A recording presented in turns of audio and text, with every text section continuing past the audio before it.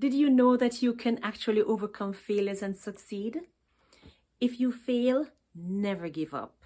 Because fail, F-A-I-L, means first attempt in learning. So take careful note that failures are a part of life. If you don't fail, you don't learn. If you don't learn, you'll never change. And I know you're probably sitting and you're listening and you're saying, Genese, why are you talking about so much failure today? Well, I'm glad you asked, because today I want to talk to you about overcoming failures and reach success. And I will cover 3 important pointers. 1, I will break down for you some of the ideas behind unhealthy views of failure. Secondly, I will also let you know when is a good time to sit back and relax. And third thing I will cover is I will answer the question, when will you likely be overcome with emotion and less capable of using sound logic to increase your chances of success later down the road? You definitely don't want to miss this. Don't switch this channel. I will be right back.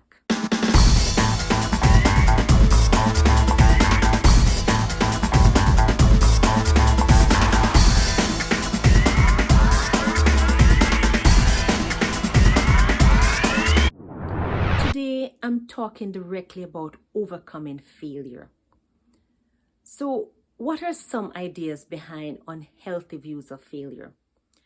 When we think of the word failure, we often use it to describe a situation in which our own desired goals were not realized at a specific point in time.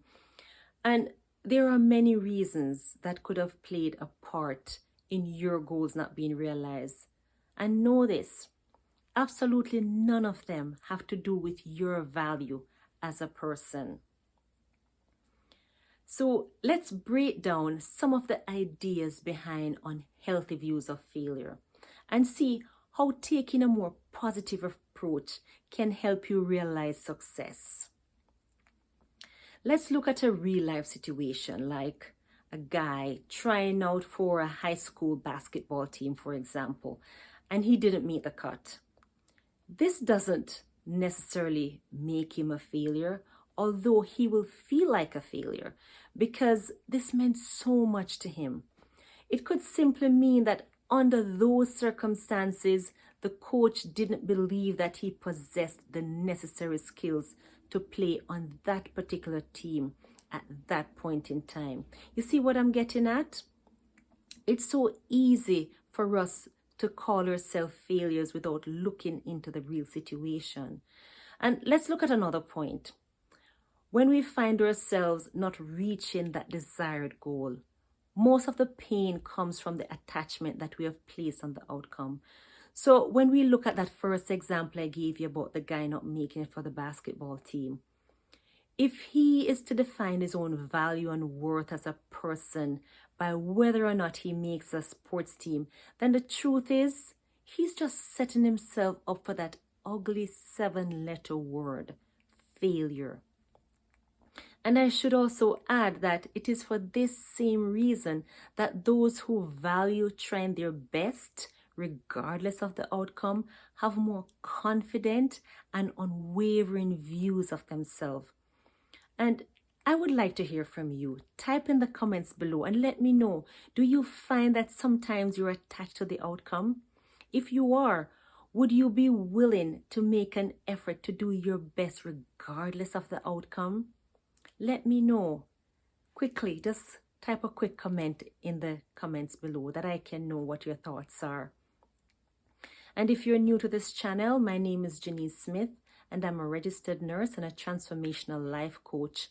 And I'm all about sharing what I've learned from my own life experiences, as well as share all that I'm learning now in mindset change and how we can be empowered in different areas of our lives, even though sometimes we feel down and out.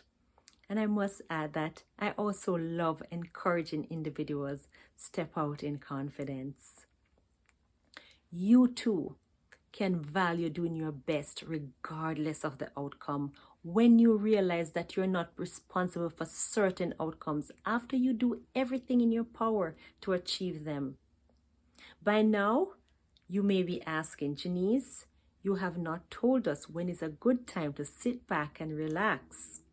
Well, if you're not currently doing everything in your power to achieve an outcome, then I suggest start doing it today. Start doing it now.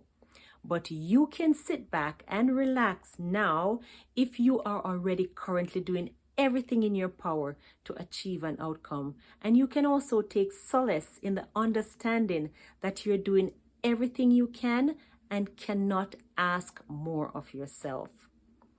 It may be worthwhile just to step back and assess and just ask whether or not this is a matter of a deficit in a particular skill set or something in which allowing yourself more time to reach the original goal is all that is needed. Sometimes it's an easy fix for you. Just assess the situation.